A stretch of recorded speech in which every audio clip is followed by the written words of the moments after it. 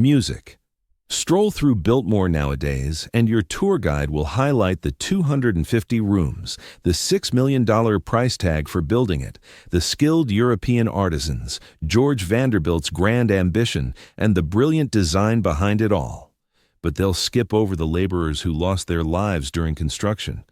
They won't bring up the families uprooted when George Vanderbilt snapped up 125,000 acres in the North Carolina mountains. They won't cover the chaotic events on opening day that almost embarrassed America's richest clan. They won't reveal how near Biltmore came to government takeover following George's mysterious passing at age 51. The guided experience spins a charming myth. The clever, educated George Vanderbilt crafts a stunning gem in the wilds. His loyal widow Edith valiantly safeguards it. Now, it endures as the nation's top architectural marvel, still under family control, still awe-inspiring. That's part of the tale, sure, but not the full picture. Beneath Biltmore's splendor lies a shadowier past, building fatalities that seldom get airtime, worker conflicts that nearly halted the whole project, a shooting mishap that almost drained the Vanderbilts dry with legal battles, George's demise amid whispers of foul play, Edith's fierce courtroom clash with the IRS that risked stripping her bare. And in our time, the money matters tied to this so-called family residence that folks prefer to ignore. Biltmore's no longer just a private dwelling. It's a slickly run corporate giant churning out millions each year to stay afloat. That picture-perfect close comes with hidden expenses most never spot. This narrative isn't praising Biltmore's wonders. You're well aware of its grandeur. Instead, it's diving into the price of erecting it, the ongoing upkeep costs, and today's toll in cash, in human suffering, in trade-offs that turn a secluded chateau into a tourist draw. Before stepping into the hidden chapters of Biltmore's legacy, they leave off the itinerary. And if you dig these deep dives into the untold tales of America's opulent properties, hit subscribe and give a thumbs up. Now, let's kick off where Biltmore's saga truly ignites, not from George's dream, but from flames, fatalities, and a catastrophe that showed the Vanderbilts their riches couldn't shield them from calamity. The incident that kicked it all off. Music, August 25th, 1892, Newport, Rhode Island, 3 a.m. Cornelius Vanderbilt II's estate was ablaze, not Biltmore, that was still on the horizon. This was the initial residence on that Newport site, the precursor to the Breakers, a huge wooden frame edifice packed with invaluable artworks, encircled by pristine gardens, the seasonal retreat for the nation's most affluent dynasty. And flames were devouring it. The blaze ignited in the cellar, likely due to shoddy wiring. Power was a fresh invention back then, risky and erratic. When the staff finally detected it, the inferno had already raced across the ground levels. Fumes invaded the help sleeping areas first. They were resting. No shot at escape. Cornelius and his spouse Alice fled in their pajamas, dashing into the Newport darkness. Their kids made it out too. The household endured, yet 3 staff members perished in the blaze, scorched to death or overcome by the haze as the Vanderbilts sought refuge. Their identities are documented, though seldom recalled. Mary Murphy, 28 years old. Catherine Connolly, 35. Thomas Lynch, 42, fresh arrivals from Ireland serving one of the U.S.'s wealthiest lineages. They met their end because they bunked in the servants' wing, the flimsiest build in the place, the section that went up quickest. The Vanderbilt wealth, pegged at more than $100 million, failed to rescue them. All that fortune, all that influence, and 3 souls gone over a house fire. Newport's residents were stunned, yet not caught off guard. Gilded Age palaces were tinderboxes, timber builds, gas lamps, hearths everywhere, rudimentary wiring setups. The elite erected grander and fancier abodes, but safety took a back seat. Style outshone utility, aesthetics beat endurance. Cornelius was crushed, not merely by the losses, though those lingered in his mind, but by his exposed fragility. He'd believed his assets rendered him untouchable. The blaze shattered that illusion. He pledged to reconstruct, ensuring full fire resistance this go-around. Granite, iron beams, cutting-edge systems, no repeat infernos. He hired Richard Morris Hunt to blueprint the Breakers, the colossal Newport residence that rose from the ashes, Hunt incorporated metal skeletons, rock facades, non-combustible elements everywhere. The breakers became a bastion masked as luxury. Yet Cornelius wasn't the sole Vanderbilt shaped by those flames.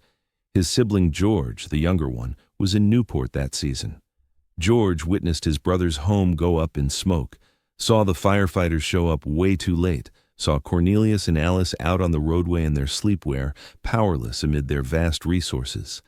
And George reached a resolve.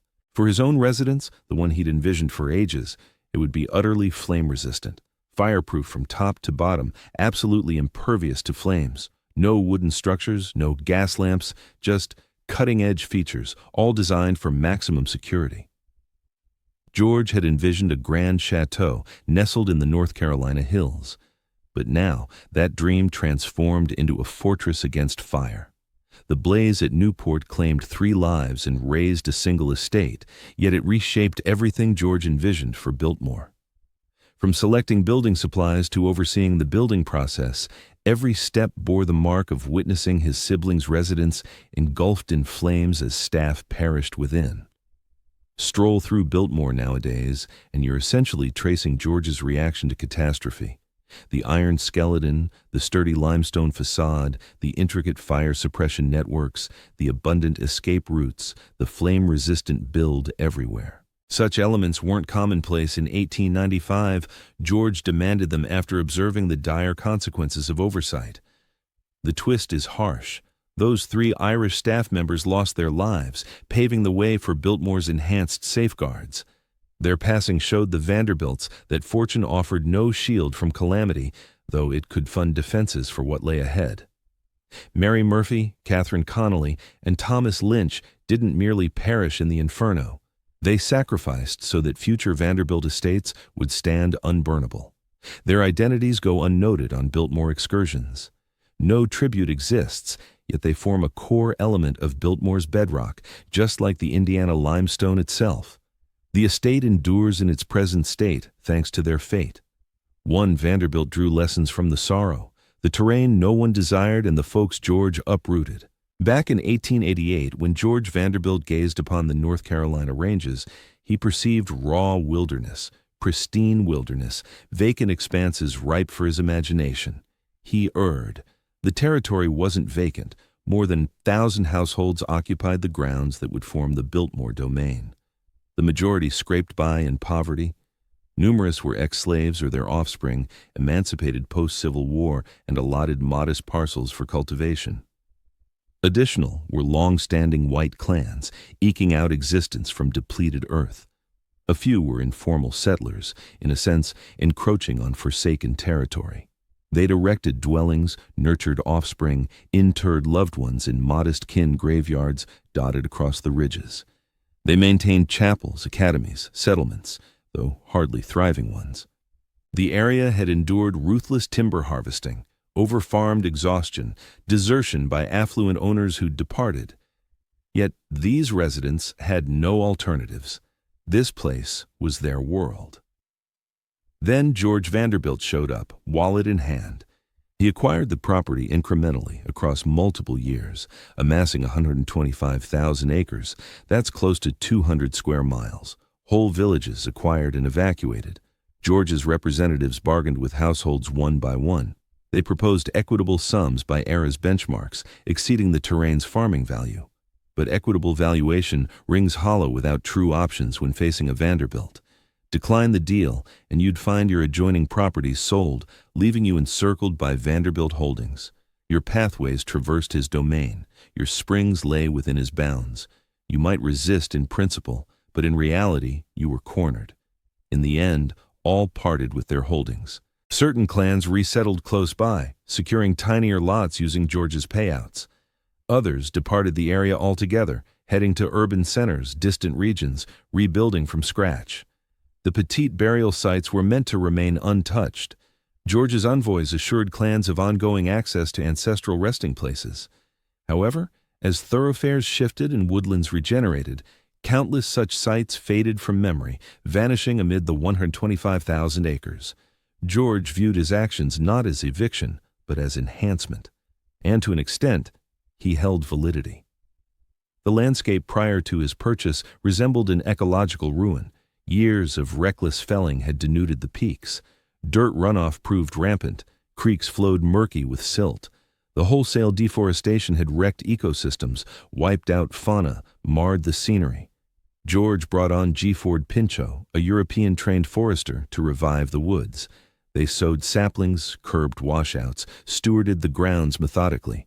This marked among the nation's initial instances of eco-conscious woodland management, demonstrating renewal potential for ravaged timberlands. When George later transferred 86,000 acres to the U.S. government, it evolved into Pisgah National Forest, safeguarded indefinitely. Thus, George's narrative rang true. He claimed ruined soil and rejuvenated it. But the households once there saw matters otherwise. They seized our dwellings. The clash rings genuine. The site lay environmentally wrecked. Indeed, yet inhabitants persisted. They weren't the culprits. Earlier logging outfits bore that blame.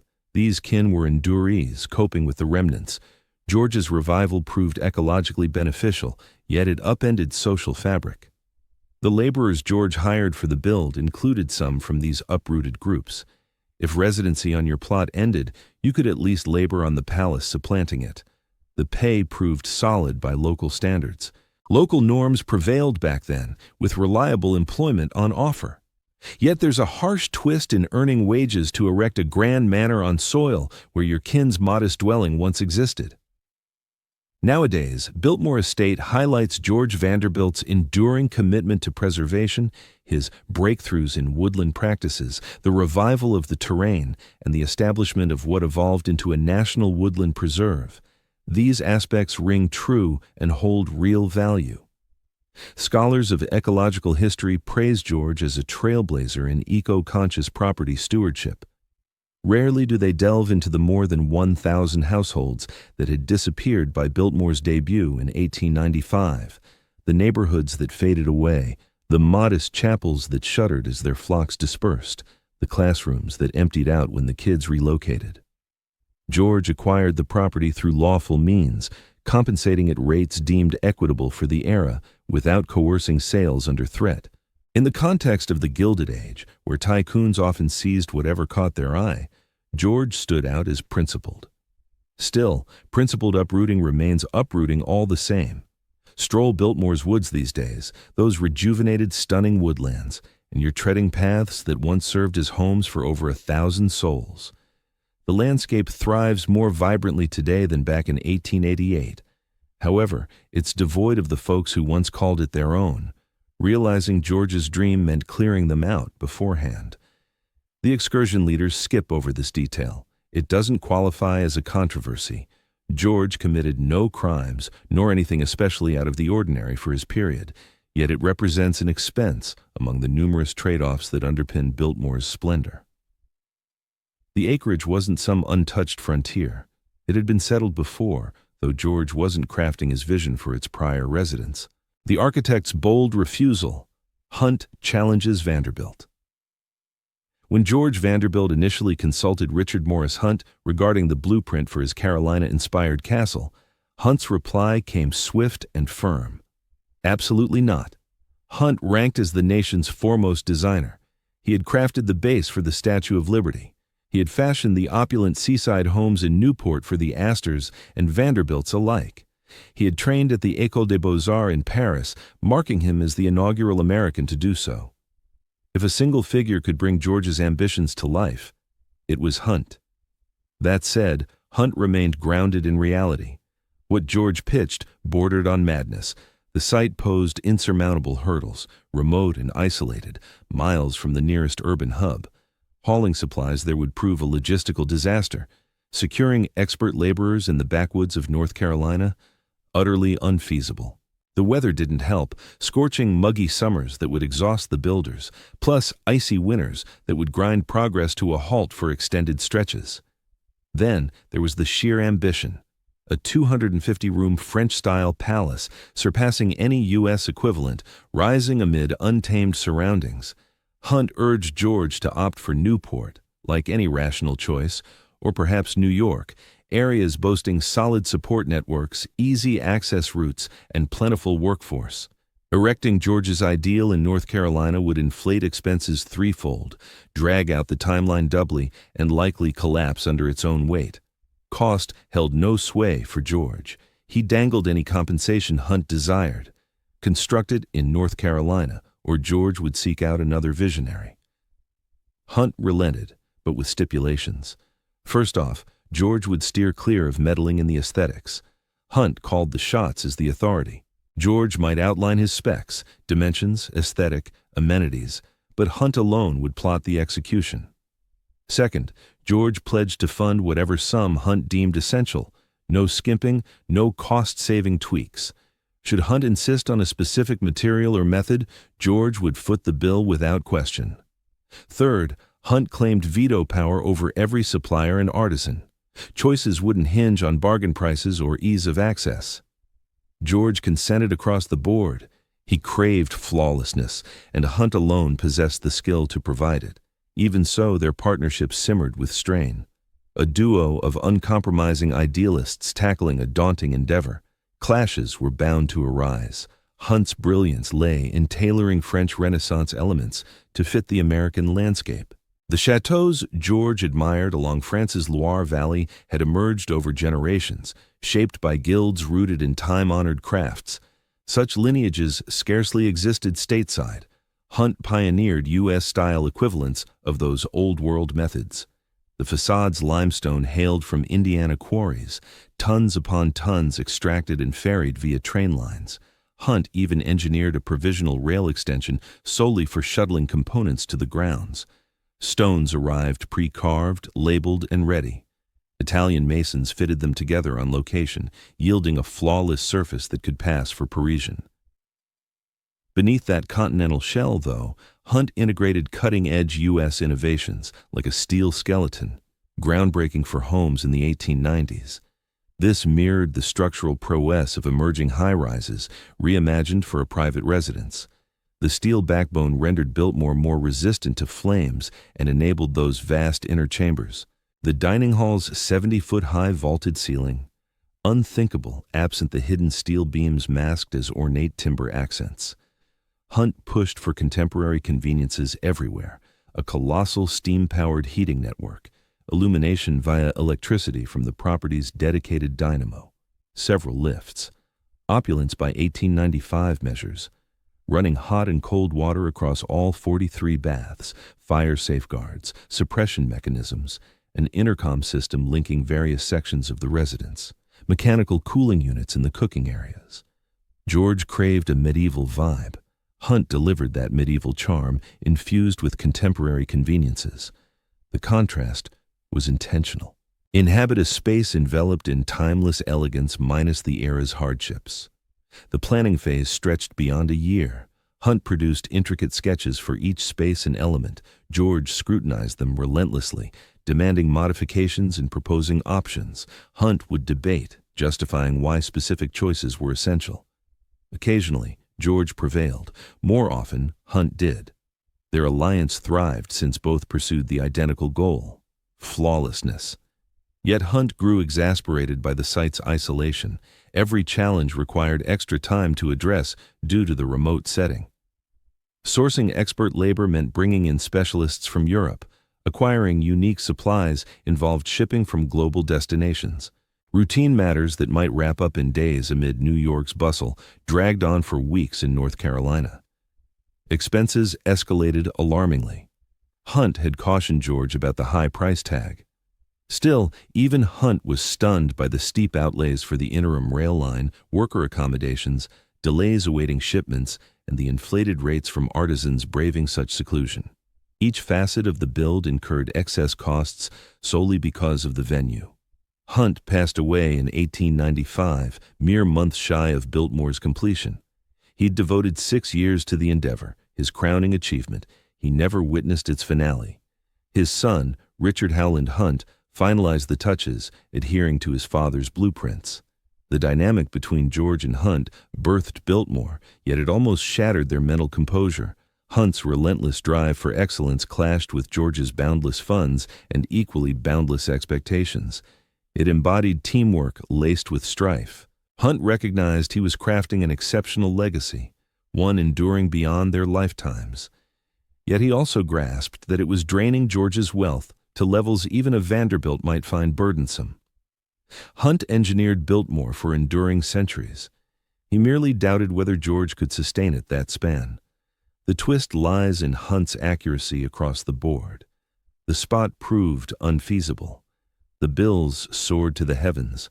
The timeline extended unduly. Yet the outcome justified every concession, dispute, and outlandish request. Hunt forged an architectural gem. But gems demand virtuosos, and virtuosos seldom collaborate smoothly. Biltmore's brilliance emerged from that friction.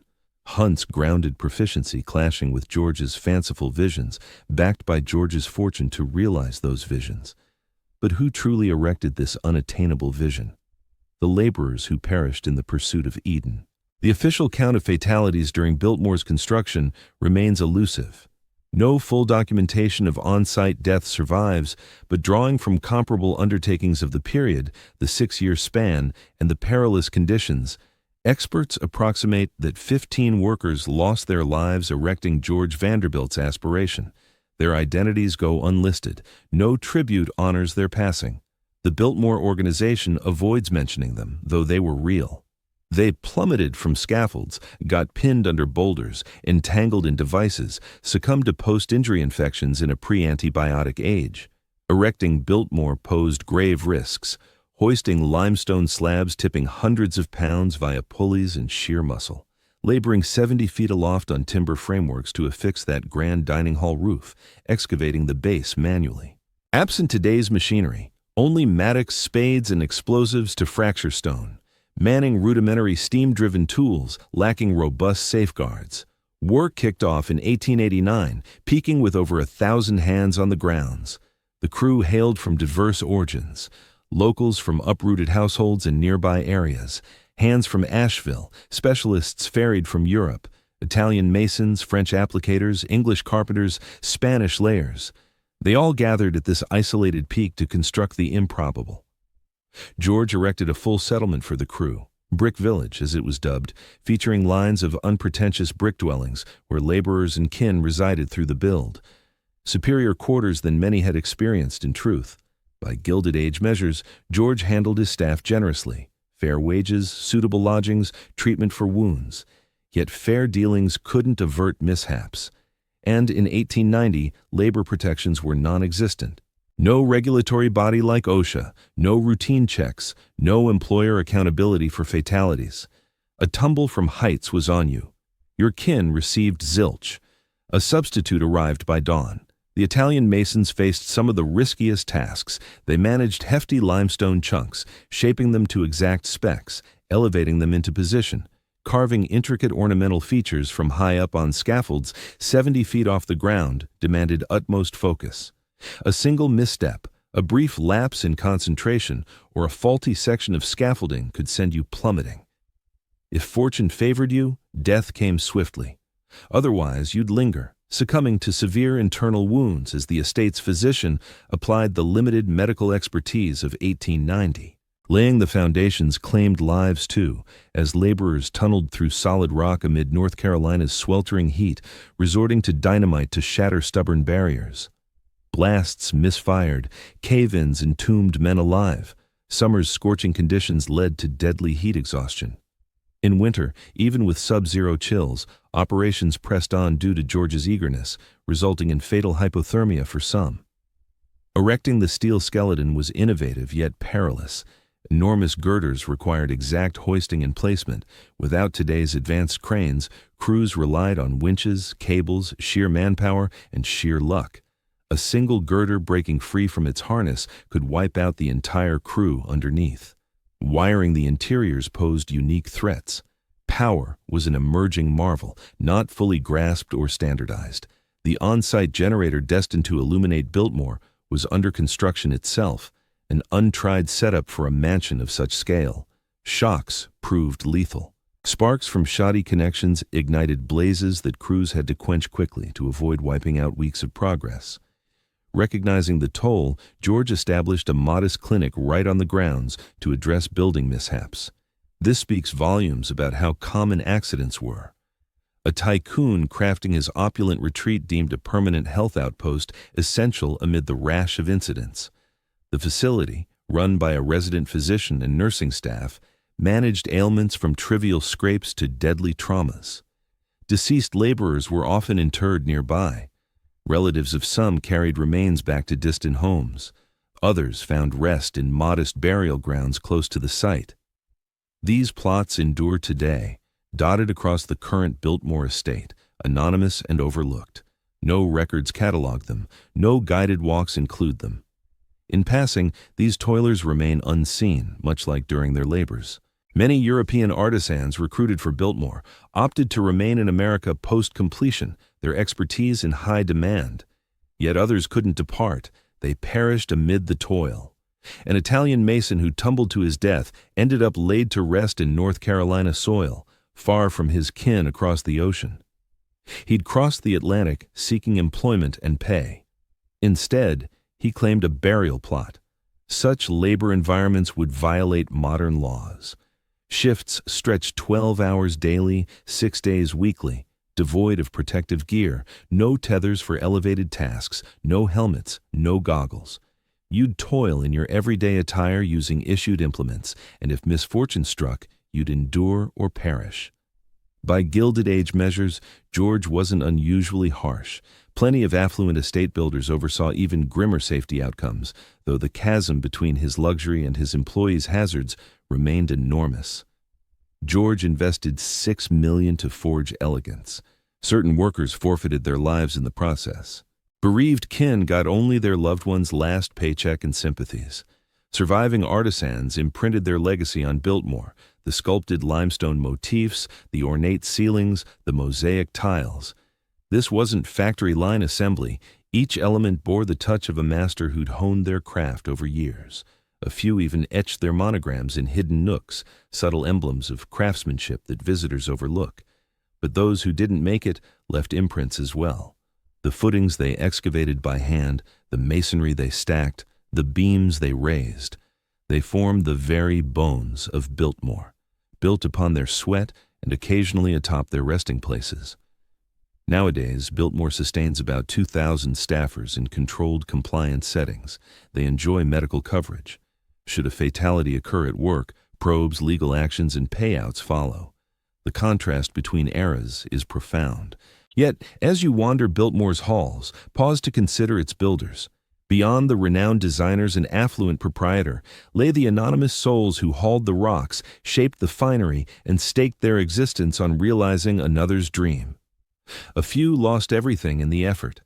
Their stories skipped the annals of history, yet their contributions endure. The evening it all unraveled, debut day calamities, Christmas Eve 1895. Biltmore House stood complete at last. George had summoned relatives and intimate companions for the inaugural stay in his grand manor. Preparations were flawless, all seemed ideal, no mishaps anticipated, yet chaos ensued. The warmth distribution broke down initially. North Carolina's winters lack ferocity.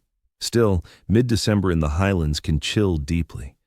The cutting-edge steam network, a point of Hunt's pride, sprang leaks across several spots. Lines ruptured, vapor billowed out. Vast sections of the residence turned icy as the furnace area. The heating system spiked to perilous levels. On Christmas Eve, George's team of engineers labored intensely to seal cracks, adjust the pressure, and maintain operations. They managed a partial victory. Certain areas stayed cozy, while others turned icy. Visitors clustered around the handful of operational hearths, bundled in overcoats inside, acting as if all was well. Soon, the water system faltered too. 43 restrooms, each equipped with both hot and cold taps, faced shortages or excesses, no flow in some, endless streams in others. The conduits had been fitted carelessly or unchecked at maximum load. A few lacked any supply, several suffered constant drips. One suite overflowed, moisture trickling down to the level beneath, ruining the ceiling stucco and demanding hasty restoration. Power flickered unpredictably. The backup unit functioned most of the time, yet the cabling across the estate connected haphazardly. Bulbs illuminated one space but failed the adjacent. Certain lines bore too heavy a burden and tripped repeatedly. Others crackled ominously, posing ignition hazards in a residence George had meticulously designed against flames. The lifts, several advanced models, proved fickle. One trapped a visitor midway, requiring a half-hour of hand-operated winching to reach the nearest landing and release them. Afterward, people opted for the steps, undermining the very reason for the installations. In the cooking areas, disorder prevailed. 3 facilities meant for crafting lavish spreads for crowds of visitors ought to have sufficed amply. However, the recent hires, brought on mere weeks prior, struggled with the setups. The cooling units operated sporadically. The fuel burners faced supply glitches. Novice chefs adapted amid the rush, aiming to craft the holiday feast for the Vanderbilts and their company. The inaugural meal at Biltmore aimed for grandeur. Layered platters, flawlessly rendered, presented in the splendid dining chamber. Reality delivered fiasco. Servings arrived delayed. Certain plates chilled unduly. Some burned beyond salvage. The selections from the cellar mismatched. Amid the turmoil, premium reserves blended with bargain options. An attendant paired a $50 Bordeaux with the seafood and table red with the roast. George felt profound embarrassment. After 6 years and $6 million invested in excellence, the debut evening crumbled under his family's gaze. His mother, Maria, attended during one of her final trips before passing the next year, shivering in her quarters amid layers of coverings, questioning her talented offspring's flawed creation. The domestic help felt swamped. Recruited hastily for the vast property, they lacked adequate preparation. The 80-member crew operated without prior cohesion. The estate's design eluded them. Even prepared, navigating 250 chambers proved disorienting. They wandered in search of spaces. They chose incorrect passages. They misplaced guest assignments. Edith Dresser, soon to wed George but present as a caller, observed the mayhem and stepped in decisively. Schooled in overseeing opulent estates, she grasped the essentials. Methodically and without fanfare, she coordinated efforts. She directed aides to define duties. She guided the culinary team. She soothed distressed personnel. George excelled in grand designs, yet faltered in handling emergencies. Edith shone in resolving crises. The dawn repast on Christmas improved somewhat. Her guidance proved beneficial, though glitches lingered through the festivities. Warmth stayed erratic. Water troubles endured. Current held steady for stretches before cutting out. Company members remained polite in view. One avoids offending a Vanderbilt host, yet in confidence, they whispered. Gossip circulated among Manhattan elites. Biltmore dazzled visually but functioned poorly. George felt crushed. He envisioned seamless luxury. Rather, initial arrivals encountered a work in progress veiled as finished. The chasm between his ideal and that initial holiday's truth proved deeply shaming. Such setbacks held no shock for construction experts. Erecting America's grandest home with novel innovations in an isolated spot demands time before full reliability. Mechanisms require trials, personnel demand drills. Such an intricate structure needs seasons or longer to settle fully. Yet George hastened the pace. He vowed readiness by Christmas 1895. His drive for flawlessness ironically bred the flaws. Mandating a fixed deadline led to hasty setups without deep validation. Postponing the debut to warmer months for complete calibration would have been wiser, but his self-regard forbade waiting. In the ensuing period, technicians mended the warmth apparatus, pipe specialists mended the lavatories, wire handlers steadied the supply. The food preparers mastered their stations, the aides mapped the premises.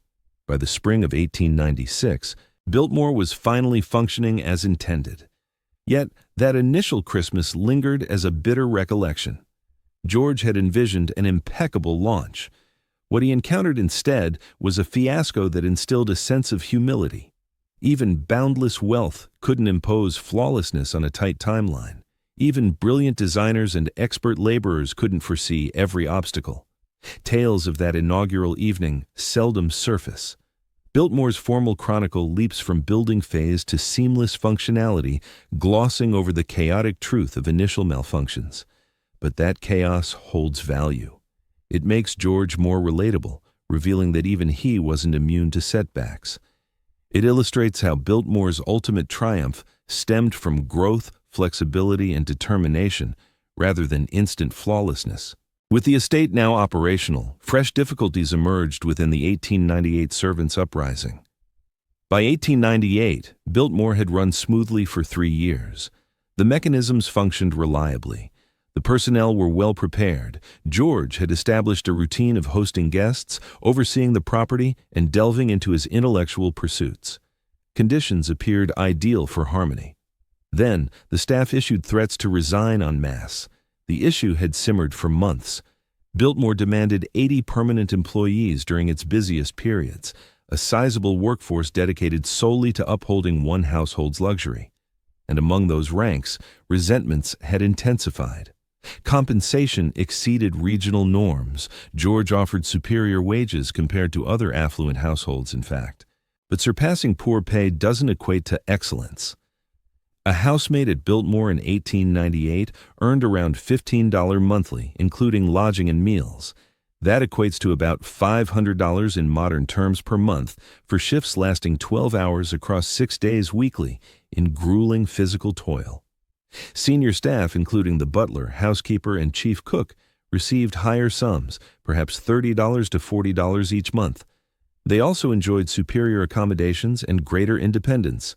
This fostered a strict pecking order where junior workers endured tight spaces, the toughest tasks, and minimal liberty, all while observing superiors in relative opulence.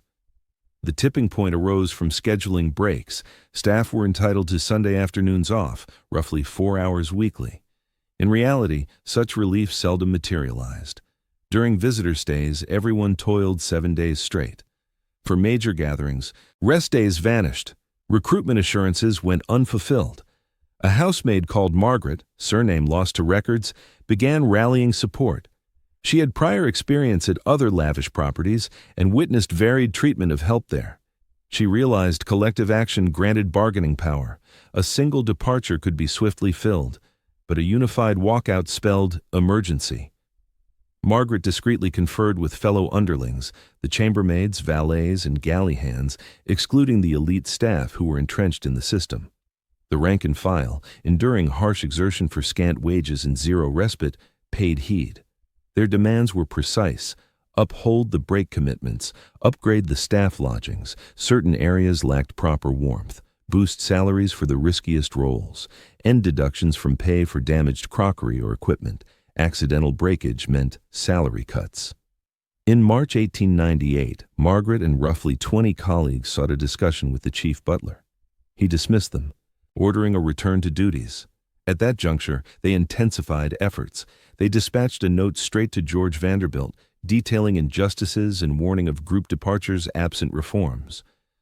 George was stunned. He believed his team content. Remuneration was generous. Quarters surpassed typical servant fare. He avoided harshness or excess pressure.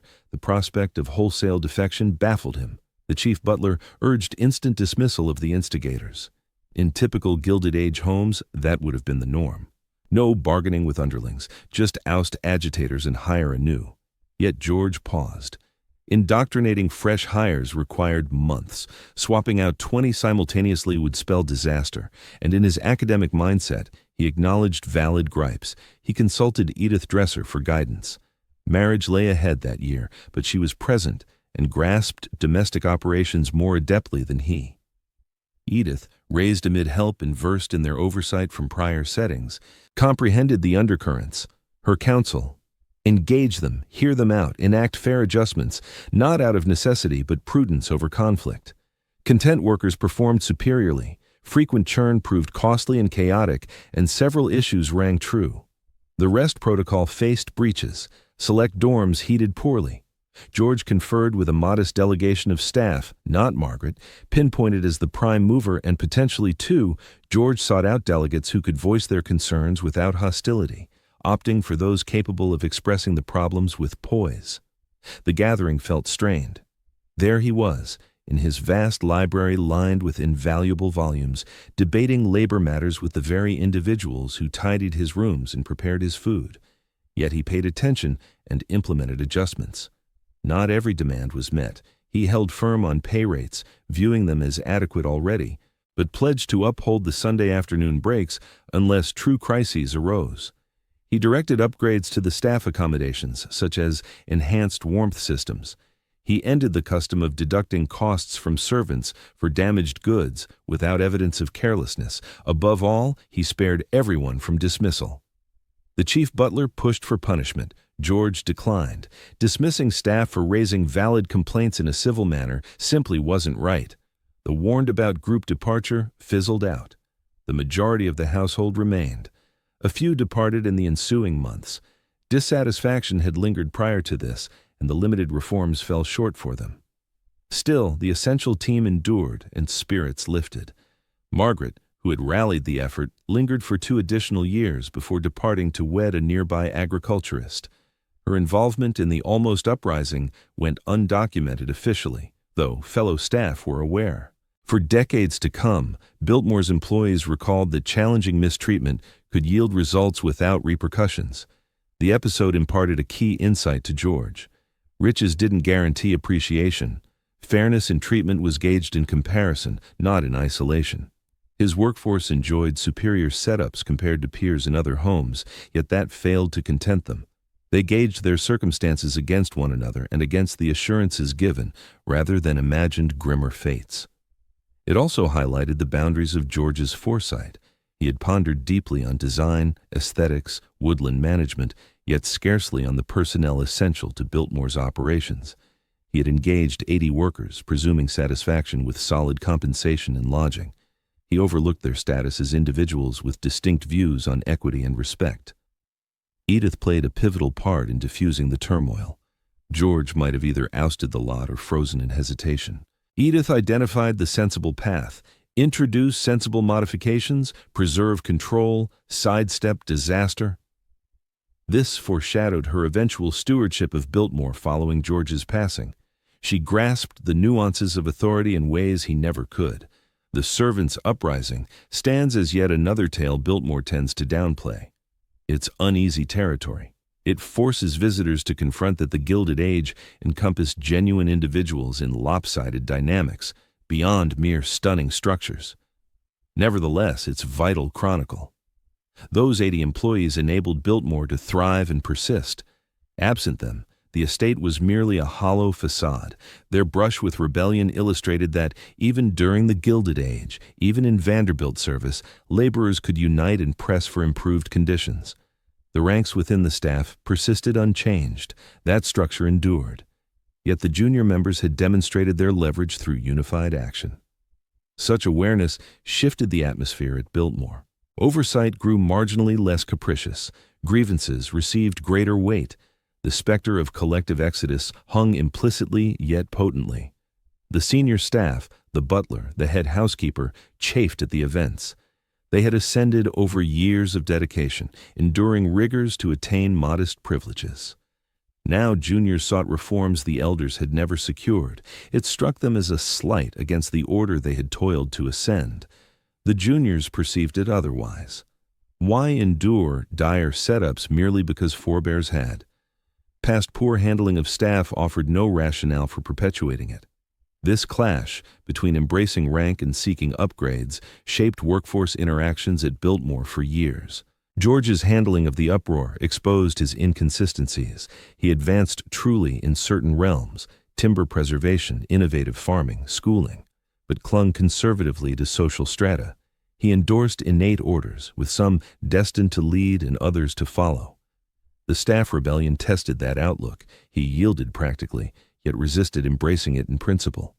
The reforms George enacted seem slight today: enhanced warmth in staff quarters, steadier free time, exemptions from breakage fees, such basics any sensible boss offers. But in 1898 they marked yields George could have dodged. That he offered them at all proved his adaptability. Edith's sway was expanding. George leaned more on her insights. She comprehended facets of overseeing a lavish property that he had disregarded. The staff acknowledged it. They recognized her support for their cause. When she wed George later that year, the household rejoiced sincerely. She was certain Edith would keep pushing forward, harmonizing George's grand ideals with the practical demands of running the place. That close brush with mutiny also exposed key details about Biltmore's budget that would grow more critical over time. Staffing expenses were staggering, with 80 employees drawing even the lowest pay on top of lodging, meals, and medical care. The tally mounted quickly. Biltmore wasn't merely costly to construct. It proved a hefty burden to run. Year after year, indefinitely, those outlays persisted. Back in 1898, George had the means to cover it all.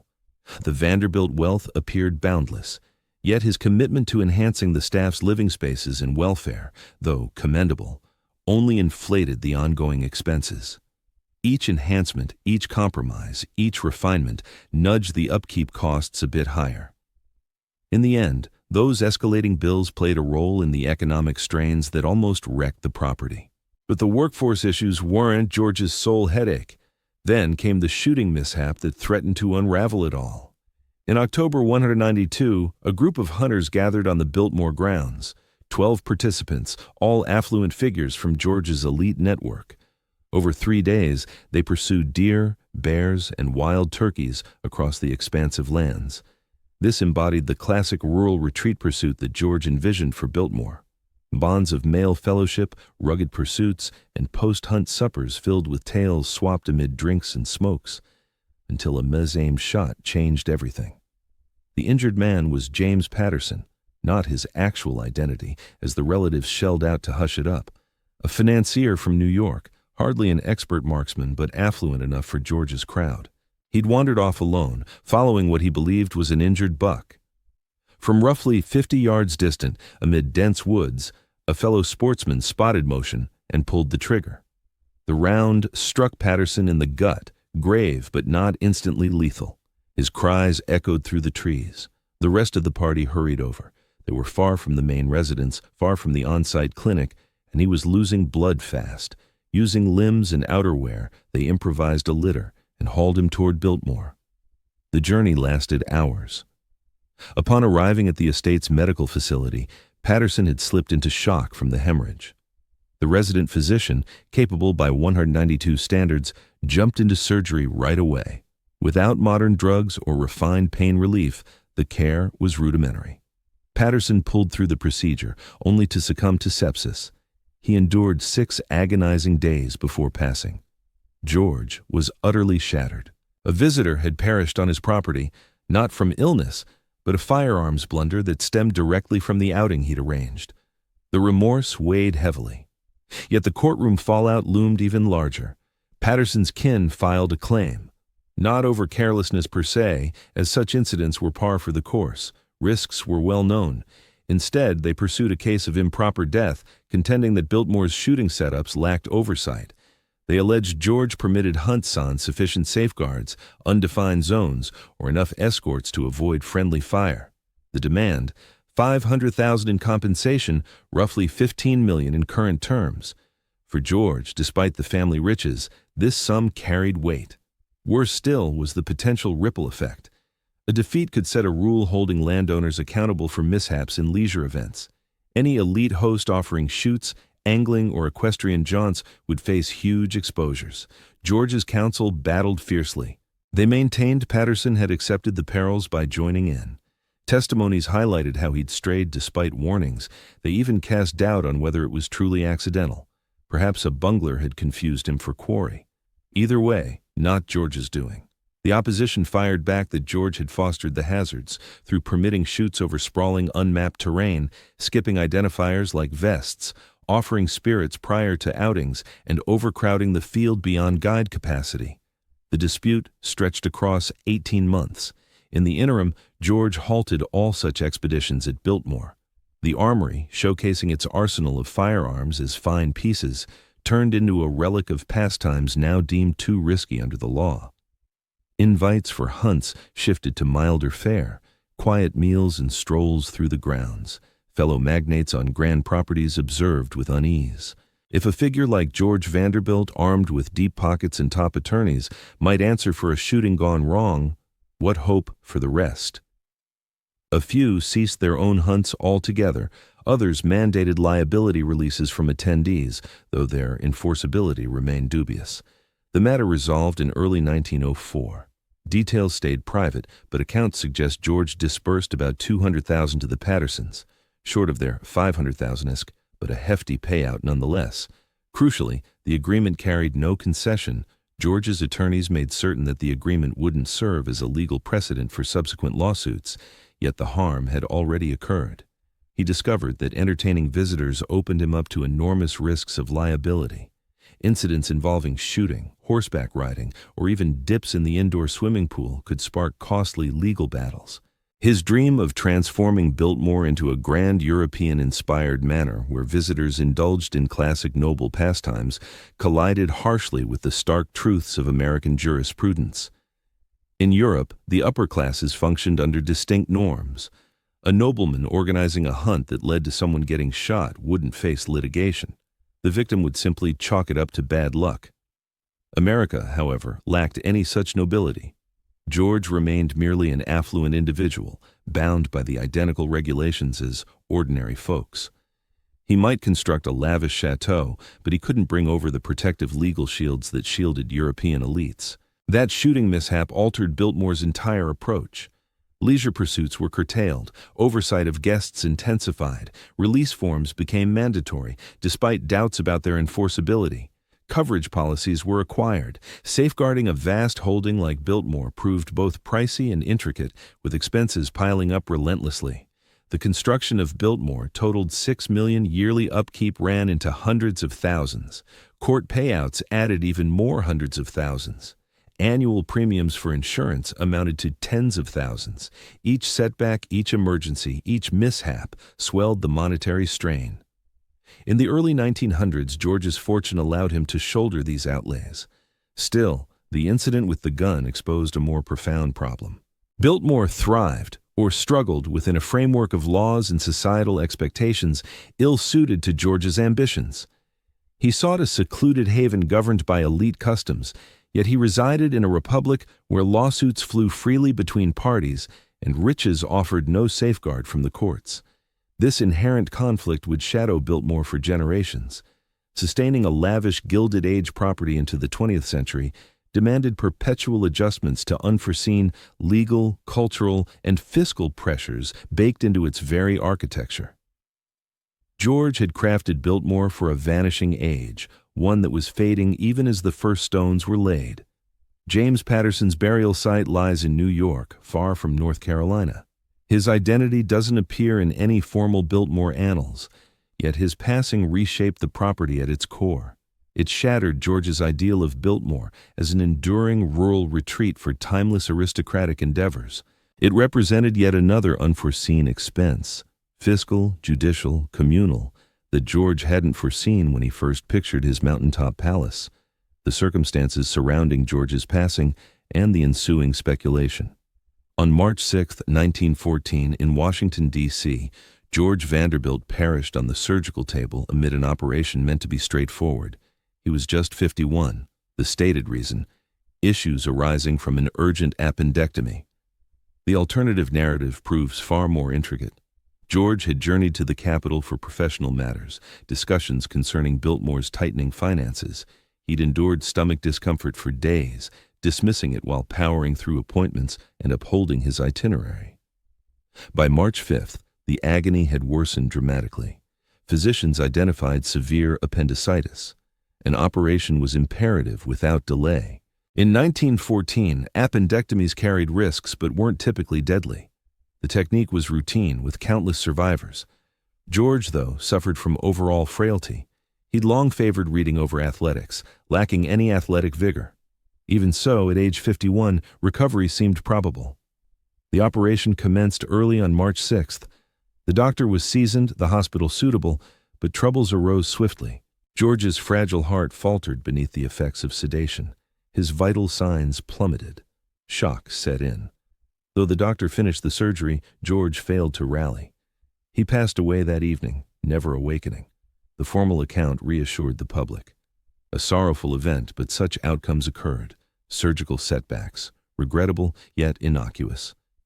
George received interment in the Vanderbilt family tomb on Staten Island. Edith was utterly heartbroken. Their daughter Cornelia, merely 13, had been robbed of her dad. But soon after, murmurs emerged. inquiries that appeared plausible to those drawn to shadowy plots and absurd to skeptics. Why venture to Washington for work amid clear sickness? Why not reschedule, unless the sessions were pressing beyond measure, too vital to put off even in torment? What affairs demanded such priority? The chronology raised eyebrows. Europe would erupt into World War I a mere 4 months hence. George maintained deep ties across the Atlantic, from prolonged stays abroad to stakes in ventures and bonds with titled Europeans. Certain theorists posited that George engaged in wartime financial preparations, steering Vanderbilt assets ahead of the chaos engulfing continental trade. Others highlighted Biltmore's worsening ledger. The grounds bled cash, devouring funds quicker than his legacy replenished them. George had been selling off property, scaling back activities, implementing alterations that would have felt deeply embarrassing on a personal level. Suppose the economic strain ran deeper than anyone realized. Imagine if George was on the brink of insolvency. A timely passing could have shielded him from such disgrace. The bleakest speculation involves surgical negligence or perhaps deliberate sabotage. George possessed riches, influence, and extensive networks. He could have accumulated foes. Maybe an individual inside that surgical suite harbored lethal intentions toward him. An error with the anesthesia would prove nearly impossible to substantiate. The doctor might attribute it to unforeseen issues, and who would dare contest such a claim?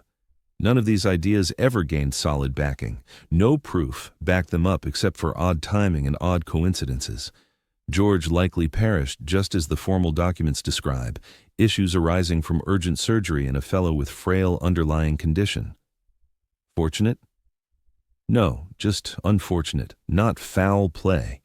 Yet the speculations lingered due to the profound ripple effects of George's demise. His passing activated inheritance levies that almost obliterated Biltmore. His passing forced Edith into a desperate struggle to endure. His passing reshaped the entire legacy and kin dynamic. Should someone have aimed to undermine the Vanderbilts, eliminating George right then would have struck with ruthless precision. The monetary incentive seems the most believable. George's holdings were pegged at roughly $15 million. Impressive, yet modest compared to Vanderbilt norms. His yearly outlays neared $1 million. The figures simply didn't add up over time. Operating Biltmore by itself ran to around $500,000 each year. His returns from assets hovered near $800,000. He was gradually heading toward ruin. Had George survived another 20 years, he could have faced auctioning off Biltmore. The shame would have been overwhelming. The erudite Vanderbilt, architect of America's grandest residence, compelled to confess he could no longer sustain it. His death averted that destiny. Mere chance? Likely, though awfully opportune. The clinical files from George's procedure vanished or got discarded, typical for that period.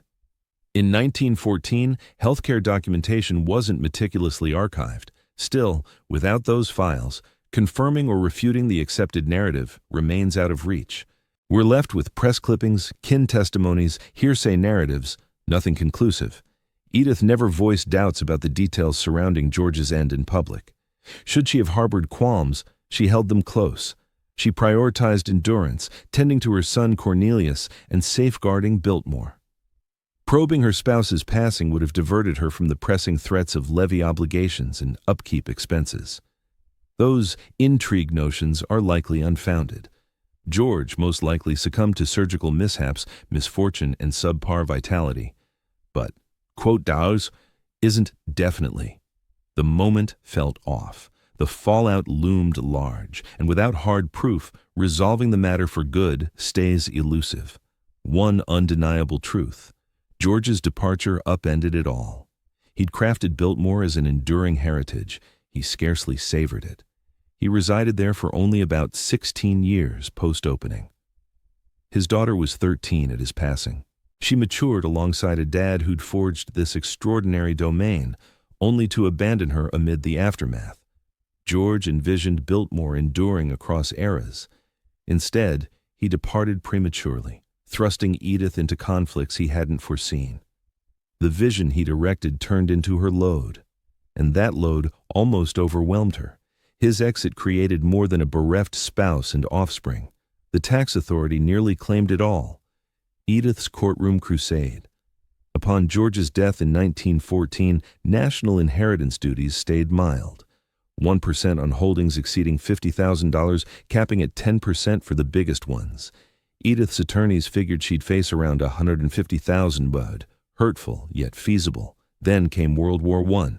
Government outlays surged. Officials craved funds. Inheritance levies spiked sharply in 1916, ramped up further in 1917. By 1918, the peak rate hit 25%. Then, the IRS opted to reevaluate George's assets under the updated scales. The reckoning arrived in 1919. Officials appraised his estate at $15 million and insisted on prompt remittance of $3.7 million in duties. $3.7 million as Edith lacked sufficient ready funds. Much of George's fortune sat locked in Biltmore proper, the mansion, the grounds, the decor, the artwork. She'd need to offload huge swaths of the property to cover the demand. Edith balked. She enlisted top fiscal attorneys from New York and geared up for combat. The clash stretched over 5 years and came close to breaking her. The IRS's stance rang clear. The estate tallied $15 million duty at 25%, fork over $3.7 million or forfeit assets. They ignored Edith's inability to swiftly convert Biltmore to cash. They disregarded how offloading would dismantle George's creation. Settle up or surrender it all. Edith's counsel challenged the appraisal. $15 million was ridiculous, they contended. True, Biltmore had run $6 million in construction, but build expenses don't mirror resale potential. Who'd purchase a 250-room manor in remote North Carolina? No buyer pool existed for such an asset. It held virtually no value as the IRS dismissed that claim, insisting that uniqueness itself generated worth. Biltmore stood out as exceptional, hence invaluable. Unless Edith settled the tax debt, they threatened to confiscate it and put it up for public sale. Surely somebody would snap up the nation's grandest residence, bargain or not. The dispute evolved into a deeper debate on principles. What's the true price of an irreplaceable treasure? Biltmore defied standard comparisons. Unlike typical property assessments, no similar sales existed for reference. Its price tag hinged on what a buyer might offer, yet that remained a mystery since no comparable property had ever changed hands. Edith's legal team summoned specialists, including property evaluators who argued that Biltmore's resale potential topped out at around $3 million, below the building expenses given its niche design. Hospitality experts explained why transforming it into a viable inn proved unfeasible due to the isolated setting. Prospective purchasers shared how they'd explored acquiring it, but ultimately deemed it unworkable. In response, the IRS called their own authorities, who highlighted how the artwork and decor inside alone justified millions in value. They emphasized the 8,000 acres, trimmed from George's initial vast holdings after prior sales, as prime for expansion, farming, or growth. They posited that Biltmore could adapt into a getaway spot, educational facility, or public venue. Inevitably, a bidder would emerge. The proceedings stretched from initial reviews to U.S. District Court. Every postponement drained Edith's funds through attorney expenses.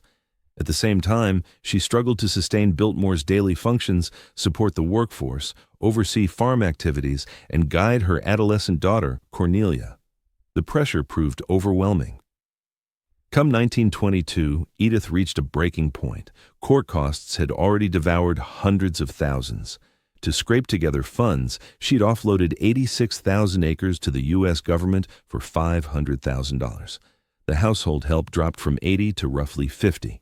She shuttered multiple sections of the mansion to cut utility bills. Yet the IRS refused any concessions. Desperate, Edith played a bold card. She declared openly that without a fair resolution, she'd gift Biltmore to the nation as a protected preserve. This move would yield her a hefty deduction, erase her obligations, and leave officials to puzzle over managing a 250-room behemoth. It was a strategic feint. Deep down, she couldn't bear parting with it. But the threat rang true. Authorities had no appetite for it themselves. How would they utilize such a site? Repurpose it as an exhibit hall? Convert it to bureaucratic quarters in secluded North Carolina countryside? The Park Service showed zero enthusiasm for stewardship. Donating it would mean forfeiting all revenue while inheriting endless upkeep burdens. The tactic succeeded. By 1923, the IRS conceded. The adjusted assessment came to $1.1 million, a hefty sum, but far short of the initial figure's third. To cover it, Edith liquidated parcels, artworks, and interiors. She secured loans using Biltmore's lowered appraisal. Portions of the grounds went under lien. Through 1925, the debt cleared, though the toll extended beyond finances. The domain shrank to 8,000 acres from its original 125,000 expanse. Key pieces from George's collection vanished to settle dues. Items from underused spaces hit the block. The personnel stayed lean. Whole areas of Biltmore went into storage mode, chairs draped in cloths, chambers sealed off to minimize care expenses. Edith triumphed in the courtroom clash, yet sacrificed swaths of the heritage she aimed to shield. Biltmore endured, but in a scaled-back form. The dream of a thriving independent domain mimicking old-world manners faded away. What persisted was a compact, pragmatic setup geared toward mere endurance. The tax showdown imparted harsh truths to Edith. Primarily, state power could dismantle even the richest dynasties via levies. The Vanderbilt wealth offered no shield. Next, holdings without earnings potential turned into burdens rather than boons. Biltmore's allure alone fell short. It demanded viability or equilibrium at worst. Finally, she navigated solo. Distant relatives extended condolences, yet withheld aid. Rival lines guarded their stakes. Above all, Edith grasped that Biltmore's longevity demanded sweeping shifts. The era of opulent seclusion without business ventures had ended. Survival meant producing income streams.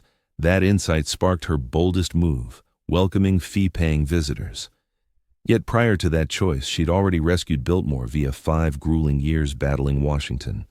Outsmarting the IRS, she safeguarded Cornelia's legacy and sustained George's ideal. Scarred and lessened, yet enduring.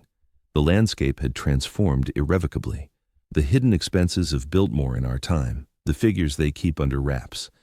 Picture yourself at Biltmore's gateway now. Purchase admission, ranging from $75 to $95 by time of year, and you're joining a meticulously orchestrated economic setup that scarcely anyone, many folks, just don't get it. Biltmore has evolved far beyond a simple residence. It's now a sprawling corporate entity that includes a mansion. The Biltmore Company keeps its finances under wraps, as it's owned privately by George Vanderbilt's heirs and isn't required to share much. However, by examining property tax filings, sector reports, and the occasional data spill, we can piece together a rough picture of the expenses involved in running Biltmore. Let's begin with the essentials. Spanning 8,000 acres in North Carolina, the estate, land, mansion, and its invaluable artifacts incurs about $5 million in property taxes each year. And that's merely for holding onto it. Prior to warming one chamber or compensating a single worker, the property demands a workforce of hundreds, far exceeding the 80 servants George once had. Responsibilities have shifted over time, but roughly 250 individuals handle direct upkeep, conservation, and daily functions. Landscapers, electricians, plumbers, HVAC experts, artifact restorers, and security personnel. With average salaries plus benefits around $50,000 per year, that's $12.5 million solely for the primary maintenance team. Next comes the visitor side of things. Biltmore draws more than 1 million guests annually. Managing such crowds calls for hundreds of additional staffers, those handling tickets, leading tours, staffing shops, serving in eateries, running the hotel, and tending the winery. That's another 500 workers or so at comparable pay levels, adding up to $25 million in payroll expenses. For a 250-room mansion, utilities like heating, air conditioning, power, and water total around $1 million per year. Today's advanced environmental controls, essential for safeguarding artwork and antiques, exceed the costs of George's era due to stricter preservation norms. Fluctuating moisture levels could ruin multi-million-dollar tapestries after all. Insurance runs between $3 million and $5 million yearly. This covers not only the structure, but also the one-of-a-kind treasures inside: paintings, antiques, rare books. The value of George's amassed collection easily tops hundreds of millions, enough that the premiums could support an entire modest gallery. Preservation efforts continue non-stop. For a structure this ancient and immense, repairs are perpetual. fixing the roof, restoring stonework, protecting wood elements, updating pipes and wiring, conserving textiles, artwork, and volumes. Allocate at least $5 million annually for these initiatives, though certain periods demand more. Large-scale overhauls can run into tens of millions. Factor in security setups, landscaping tools, transport vehicles for the grounds, IT systems, legal and financial advice plus promotion efforts, and you're looking at $50 million to $60 million in yearly operating expenses. On the income front, conservatively speaking, 1 million visitors paying an average of $80 per ticket yields $80 million at first glance, seemingly lucrative. But factor in reductions, freebies, and bulk deals, and actual admissions income hovers nearer $65 million. The winery brings in about $20 million each year. The on-site luxury inn generates roughly $15 million. Dining spots, merchandise outlets, and exclusive gatherings contribute another $20 million together. All told, revenues hit around $120 million annually. Thus, Biltmore does turn a profit, but it's slim.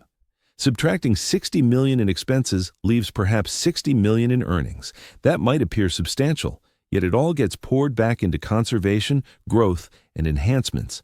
Such funds are vital for sustaining a 130-year-old landmark. These figures also overlook succession planning. The present owners are maneuvering to pass Biltmore to future heirs without incurring huge inheritance taxes, employing tools like preservation agreements, philanthropic foundations, and intricate legal frameworks to cut tax burdens. Setting up and sustaining those arrangements costs millions more. What visitors often miss is this, that $75 admission fee isn't overpriced, it's hardly enough. Were Biltmore to bill the true per-person share of upkeep, entry would cost $200. They hold prices down to boost attendance. Vacant spots on tours bring in nothing. The winery isn't some fancy extra. It's a lifeline for funds.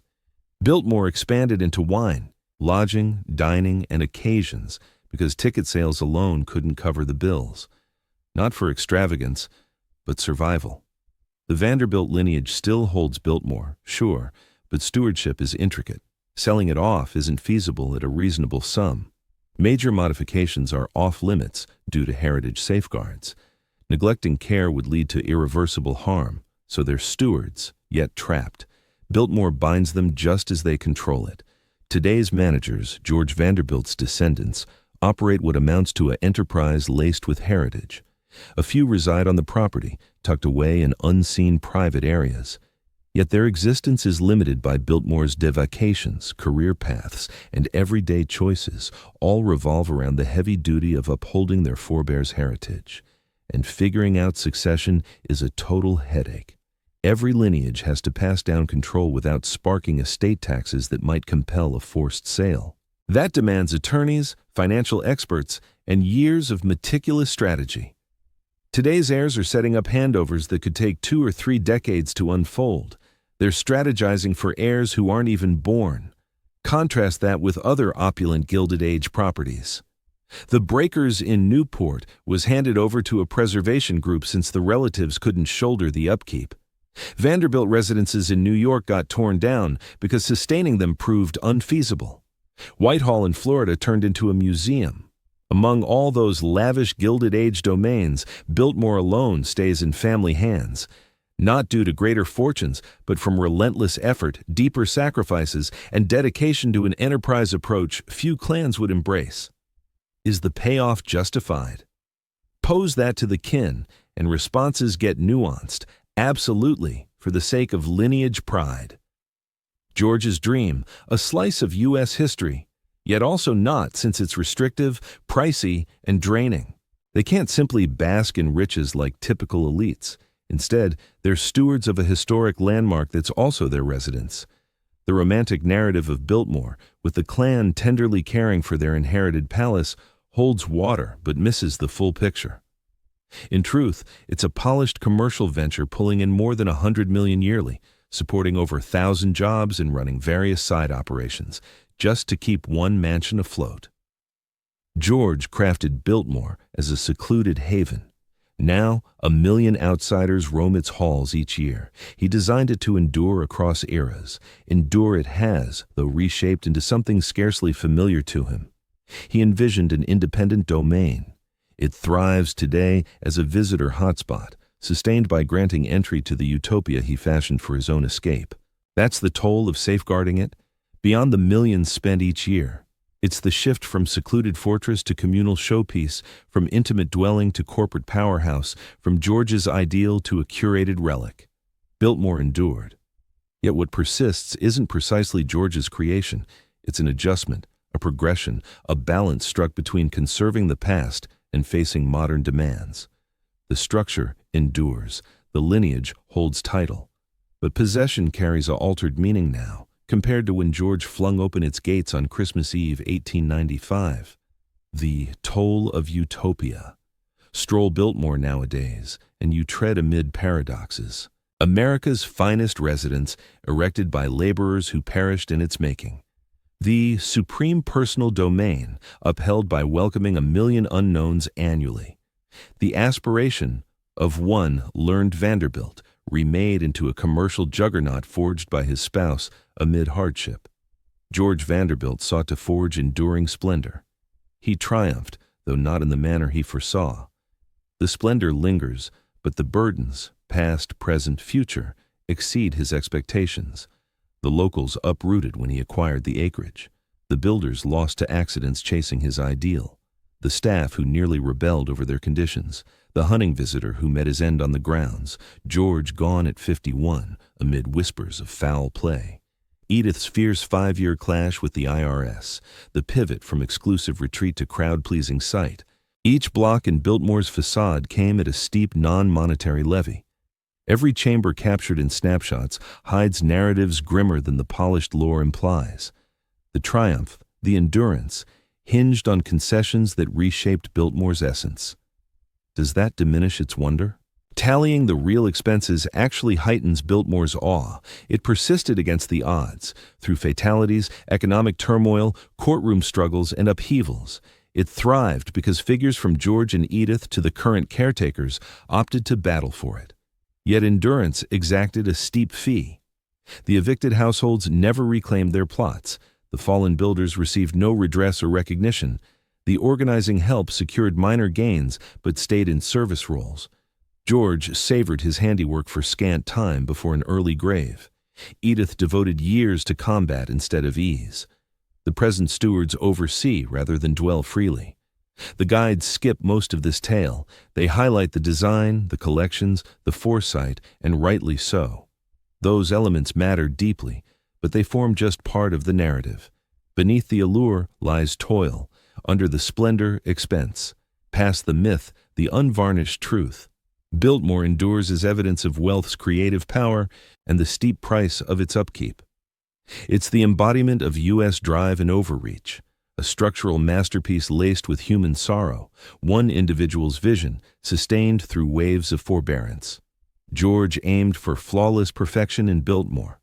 What emerged is profoundly mortal, imperfect, intricate, burdensome, yet upright, resplendent, and profoundly motivating. Every person stepping inside those grand entrances deserves our respect, even when they're oblivious to the steep toll exacted to ensure the place remains welcoming. Should this deep dive into the concealed past of America's most iconic estate have resonated with you, hit that subscribe button and give the video a thumbs up. Such overlooked narratives hold real weight, grasping the actual expense, past and present, of crafting and sustaining elegance allows us to cherish its worth alongside the profound sacrifices involved. Biltmore endured, yet keep in mind, its endurance came at the expense of lives lost, battles waged, offerings made, and deals cut. The grand estate in that idyllic haven demanded far beyond George Vanderbilt's vast fortune. It exacted a heavy toll in humanity.